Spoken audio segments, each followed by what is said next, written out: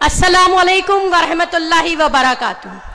Stage पे बैठे हुए हमारे नेशनल वाइस प्रेसिडेंट शफी साहब, हमारे NWC मेंबर जहीर अब्बास साहब, स्टेट प्रेसिडेंट अब्दुल्ला साहब, वाइस प्रेसिडेंट अताउल्लाह खान साहब और मजीद तमाम स्टेज पे बैठे हुए हमारे बहुत ही रिस्पेक्टेड सारे ही हमारी पार्टी के लीडर्स और मेहमान अजीज, और उसके बाद हमारी विम की बहनें, मेरे सामने बैठा हुआ नंदियाल का ये मजमा, आंध्र प्रदेश की ये जनता, ये है हिंदुस्तान। और मेरी अजीज बहनों,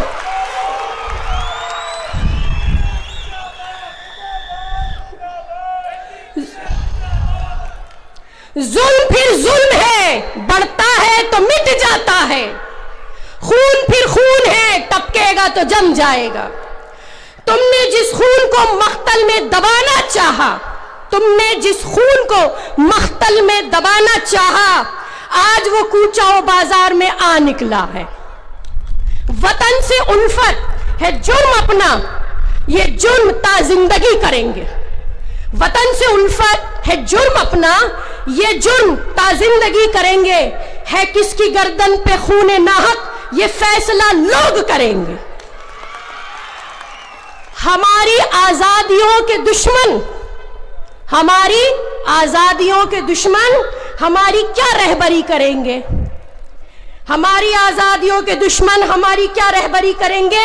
न खौफ जिंदा न दार का गम। जिंदा मीन्स जेल, दार मतलब घर। न खौफ जिंदा, न हमें किसी जेल का खौफ है, न किसी दार का गम। ये बात दोहरा रहे हैं हम कि आखिरी फैसला वो होगा जो सारी अवाम मिलकर करेंगे।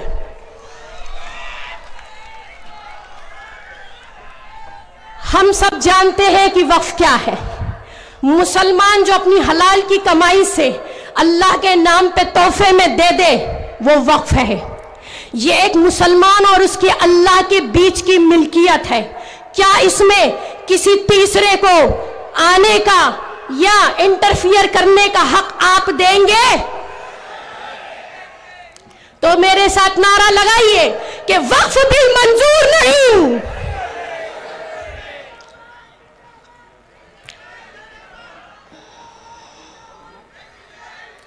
हम सब जानते हैं पिछले 10 सालों से ये चंद मुट्ठी भर फैसिस्ट गवर्नमेंट हिंदुत्व संघियों की आइडियोलॉजी लेकर ईवीएम को कब्जा कर कर देश पे हुक्मरानी कर रहे हैं। ये कब्जा की हुई गवर्नमेंट और उसके बाद लोगों के हुकूक पे डाका डालने वाली गवर्नमेंट, चोर गवर्नमेंट, ये क्या समझती है कि हर बार पार्लियामेंट में बैठकर CANRC के नाम पर, UCC के नाम पर, वक्फ के नाम पर ये मुसलमानों को दबाकर, कुचलकर खामोश कर देंगे? ना, कभी नहीं। हो सकता है किसी मुद्दे को मुसलमानों ने यूं ही फॉर ग्रांटेड ले लिया हो, चलते फिरते नजरअंदाज कर दिया हो, लेकिन मुसलमान वो होता है जो अपनी जान से ज्यादा अपने ईमान की हिफाजत करता है। और आज मुसलमानों की जान से भी ज्यादा इंपॉर्टेंट मुद्दा मुसलमानों के ईमान का है, क्योंकि ये वक्फ की प्रॉपर्टी मुसलमानों के ईमान से जुड़ी, हमारे कब्रिस्तान से जुड़ी है, हमारी मस्जिदों, हमारे मदरसों से जुड़ी है, हमारे यतीम खानों से जुड़ी है। बुलडोजर लगा के मुसलमानों के सरों से छत छीनते हैं और अब वक्फ का बिल लाके मुसलमानों की जमीनें छीनेंगे। क्या आप ऐसा होने देंगे? तो एक आवाज बोलिए कि हम लड़ेंगे और जीतेंगे। हमें सड़कों पे आना ही पड़ेगा, हमें यह बताना ही पड़ेगा कि जो 65,000 नाम कुर्बानी देकर आज इंडिया गेट पे लिखे हैं, सिराजुद्दौला से टीपू सुल्तान तक, हम उन्हीं के वारिस हैं।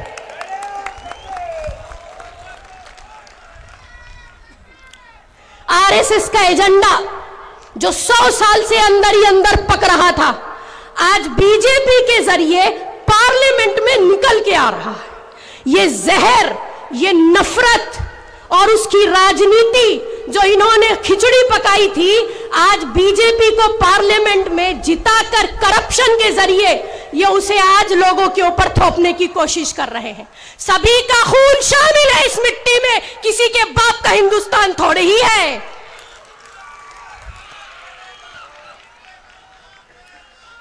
मैं उन सेक्युलर माइंडेड पॉलिटिकल लीडर्स और सेक्युलर पार्टी से इस स्टेज से ये रिक्वेस्ट भी करना चाहूंगी, और रिक्वेस्ट से ज्यादा हम ये डिमांड करते हैं कि जब तुम मुसलमानों का वोट लेते हो, कुर्सी पे बैठकर मौज मारते हो, तो तुम्हारे को आज जिम्मेदारी बनती है कि जब मुसलमानों के सर पे बीजेपी के एजेंडे के थ्रू, ये बीजेपी का वक्फ बिल कोई एक कानून नहीं है, ये एजेंडा है, इसको समझने की कोशिश कीजिए। ये बहुत बड़ी साजिश है, इसको समझने की कोशिश कीजिए। आपको तरह तरह से इन्होंने आजमाया है। इन्होंने आपको आजमाना शुरू किया CNRC के वक्त से। जब इन्होंने देखा कि इनकी नहीं चली, तो फिर इन्होंने जो है अंदर ही अंदर दूसरा प्रोपेगेंडा तैयार किया, और इन्होंने अंदर ही अंदर दूसरी साजिशें तैयार की। उसमें से एक साजिश का नाम है वक्फ अमेंडमेंट बिल, जो हमें मंजूर नहीं, हम इसे हर हाल रिजेक्ट करते हैं। देखिए, ये सेक्युलर माइंडेड लीडर्स और ये सेक्युलर माइंडेड पार्टीज, इनको हर कीमत आज ये प्रूफ करना पड़ेगा कि जब इन्होंने आपका वोट खाया है तो इतनी आसानी से मुसलमान का वोट हजम नहीं होगा, इन्हें इसकी कीमत देनी पड़ेगी। आपको बता दूं कि 11:20 पर पार्लियामेंट की टेबल पे बिल रखा गया, और केरला और कर्नाटका में ठीक 11:20 पे उस बिल को SDPI ने जला दिया। केरला से लेके दिल्ली तक कोई स्टेट ऐसा बाकी नहीं जहां पर SDPI, social democratic party of India, वक्फ के प्रोग्राम करके हर गवर्नमेंट से और हर लोगों से और हर मजमे से ये अपील भी कर रही है और डिमांड भी कर रही है कि इस वक्फ को किसी तरीके से हम कामयाब होने नहीं देंगे। मैं आपको बता दूं, बाखुदा हिंदुस्तान का मुसलमान इस वक्त social democratic party of India का कर्जदार है, क्योंकि आपकी वक्फ की हिफाजत के लिए, आपके कब्रिस्तानों के लिए, आपके मदरसों के लिए, आपकी मस्जिदों के लिए, आपके यतीम खानों के लिए अगर कोई लड़ रहा है, कुर्बानी दे रहा है, तो वो सिर्फ social democratic party of India.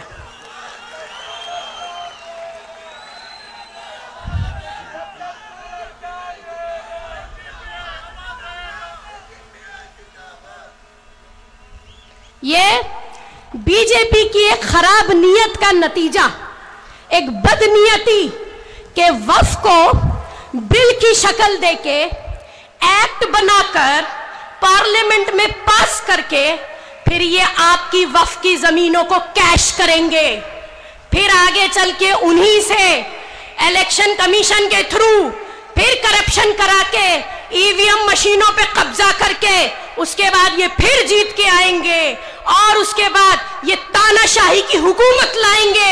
ये जिसको चाहेंगे वो जिंदा रहेगा और ये जिसको नहीं चाहेंगे वो मर जाएगा। आज जो कोशिश, जो साजिश, जो नाइंसाफी, जो डकैती, जो झूठ और बेईमानी इस हुकूमत के जरिए पूरे मुल्क में चल रही है, आपसे छुपी भी नहीं। किसान को सड़कों पे आना पड़ता है, औरतों को सड़कों पे आना पड़ता है, लेबर को सड़कों पे आना पड़ता है, यहां तक कि यूथ जिसे नौकरी चाहिए, 2 वक्त की रोटी चाहिए, उसको सड़कों पे आना पड़ता है। आपने देखा महाकुंभ, जो इनका सबसे बड़ा मेला होता है, इनकी सबसे बड़ी सैक्रेड इबादत करने की जो जगह होती है, और न जाने कितने सालों में इतना बड़ा दिन आता है, इन्होंने उन्हें भी नहीं छोड़ा। अपने फेम के लिए, अपने गेम के लिए इन्होंने न जाने वहां स्टैम्पीड के बाद कितनी लाशें बिछवा दी, जिसके आंकड़े भी नहीं मिल रहे। उसके बाद वही मासूम जनता जो बेचारी स्नान करने के बाद अपने घरों को जा रही थी, दिल्ली के रेलवे स्टेशन पे कुचल दी जाती है। इसका सारी मौतों का सहरा, कोरोना से लेके कुंभ तक एक एक मौत का सहरा और जिम्मेदार बीजेपी हुकूमत। कुछ नहीं बदला, सिवाय उन लिस्टों के जिसमें मुर्दों के और मरने वालों के नाम होते हैं। ये आपको समझना पड़ेगा।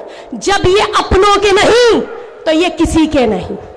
मोदी और अमित शाह और योगी के नाम पे एक रिपोर्ट जारी हुई है इसी हफ्ते कि सबसे ज्यादा हेट स्पीच देने वाले ये 3 लोग, और यही वो 3 लोग जो सबसे ज्यादा बढ़ चढ़कर पावर में बैठ के नए नए फैसले लेने के लिए भी जिम्मेदार है।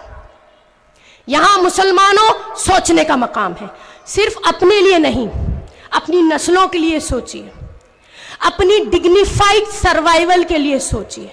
ये 2 चीजें जिनसे आज हिंदुस्तान गुजर रहा है, भूख और खौफ, और इसी का तोड़ है social democratic party of India. भूख से आजादी, खौफ से आजादी।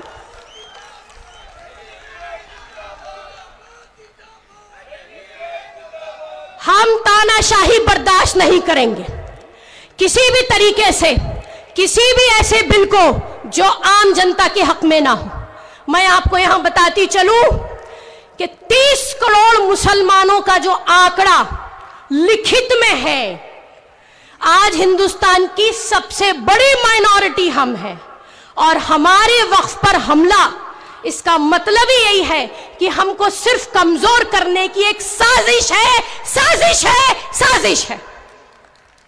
और हमारा जवाब क्या है? हम इस साजिश को कामयाब नहीं होने देंगे। आज दोपहर में एसडीपीआई का एक बहुत बड़ा प्रोग्राम बिहार में हुआ।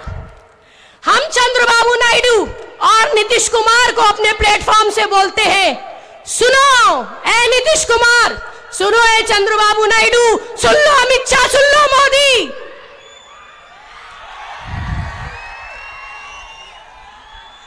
हम ऐसी किसी चीज को ना बर्दाश्त करेंगे, और हमें कोई जरूरत नहीं, हम किसी लीडरों के मोहताज नहीं, हम किसी पॉलिटिशियन और पॉलिटिकल पार्टीज के भी मोहताज नहीं। जब बात हमारी आन की, हमारी शान की होगी, जब बात हमारे ईमान की होगी, हम सड़कों पे निकलेंगे, इतना ही काफी होगा। आपको 2 मिसालें देती चलूं। कल का वाकया, मोदी नगर गाजियाबाद उत्तर प्रदेश, एक बहुत बड़ा मदरसा बुलडोज करके तोड़ दिया गया। खुशी नगर संभल, एक ऐसी मस्जिद जिसको तोड़ने के लिए 9 बुलडोजर इस्तेमाल किए गए। कितने? 9 बुलडोजर्स, क्योंकि एक हिंदू ग्रुप ने उसके ऊपर क्लेम किया। मामला कोर्ट में पहुंचा, मालूम चला कागजात की कार्रवाई हुई कि वो जमीन एक मुसलमान ने वक्फ करी थी। लेकिन अब क्या हो, जब चिड़िया चुग गई खेत, मस्जिद तो जमींदोज हो गई। यही है वो पॉइंट जिसके लिए हम आपके सामने कुर्बानियों के साथ ये बड़ा प्लेटफॉर्म और ये स्टेज सजाकर बैठे हैं। हम आपको जगाने का काम कर रहे हैं। बखुदा अल्लाह देख रहा है और हमारे फरिश्ते नोट कर रहे हैं कि हम अपना कितना हक अदा कर रहे हैं। हमारा काम ही है वेलफेयर स्टेट। हमारी पॉलिटिक्स नॉट फॉर कॉज, हमारी पॉलिटिक्स नॉट फॉर कैरियर। हम किसी अपने कैरियर को बनाने के लिए सियासत नहीं करते, हम एक मकसद के लिए सियासत करते हैं। हमें इस मुल्क को भूख से, खौफ से आजादी दिलानी है, क्योंकि हर मजलूम हमारा है। मैं आपको ये बताऊं कि अगर आप अभी यूपी चले जाए, मथुरा चले जाए, तो न जाने कितनी वक्फ की जमीनें हैं जो गैर मुसलमानों को भी दी गई हैं। उन पे गैर मुसलमानों के पूजा घर भी बने हुए हैं। बल्कि मैं तो कहूंगी, मोदी जी के अपने सबसे करीबी दोस्त अंबानी खुद अपना महल वक्फ की जमीन पर बना के बैठे हैं। 20% लोग 70% हिंदुस्तान की रोटी खाते हैं, और 70% हिंदुस्तान का सिटीजन 20% रोटी के लिए मरता है, लड़ता है और उसको नोचता है और खसोटता है। ये कौन सा इंसाफ है? याद रखिएगा, नाइंसाफी के खिलाफ आवाज उठाने वाले ही लोग होते हैं जिन्हें हिस्ट्री में और आने वाली नस्लें याद करेंगी। जिस तरीके से कोर्ट के बोलने के बावजूद, कोर्ट का ये वर्डिक्ट, ये एक स्टेटमेंट आया है कि उन्होंने स्टे लगाया है कि अभी फिलहाल किसी मस्जिद के ऊपर कोई कार्रवाई नहीं होगी, क्योंकि रोज रोज सुनने में आ रहा था कि मस्जिदें खोदी जा रही हैं। अरे मस्जिद तो छोड़िए, ये तो कुएं भी खोद रहे हैं जिसमें पानी होता है कि उसके नीचे से भी कुछ निकल आएगा। मैं तो कहती हूं खोदना ही था तो सबसे पहले नए पार्लियामेंट की बिल्डिंग खोदनी चाहिए, न जाने उसके नीचे से क्या क्या निकलेगा। इसलिए जरूरी है कि हम इस फैसिस्ट गवर्नमेंट के एजेंडे को समझें और इस साजिश को नाकाम करें। मैं चाहती हूं एक बार फिर मेरे साथ ये नारा लगा दीजिए कि वक्फ हमें मंजूर नहीं। हम इस फैसिस्ट गवर्नमेंट की साजिश को कामयाब नहीं होने देंगे। ये वक्फ का मुद्दा ऐसा है कि गली गली, मोहल्ला मोहल्ला, एक एक मर्द, एक एक औरत, एक एक बच्चा सड़क पे आएगा और अल्लाह को दी हुई तोहफे में हमारी हलाल की कमाई की जायदादों की हिफाजत होगी। मैं अपनी बात को यहां खत्म करूंगी, लेकिन जाते जाते मैं ये जरूर बोलना चाहूंगी कि आज नंदियाल की सरजमीन में आंध्र प्रदेश की ये जनता जो हमारे सामने बैठी है, ये बताती है कि आज भी मुसलमान का जमीर जिंदा है, अभी हम जाग रहे हैं। एक बार फिर बिहार की गवर्नमेंट, नीतीश कुमार और आपके आंध्र प्रदेश के चीफ मिनिस्टर से हमारी ये डिमांड है कि इस बिल को किसी भी तरीके से सपोर्ट नहीं मिलना चाहिए, वरना जिन मुसलमानों का वोट खाकर ये कुर्सी पे बैठे हैं, आइंदा इलेक्शंस में उन्हें जवाब मिल जाएगा। बहुत बहुत शुक्रिया।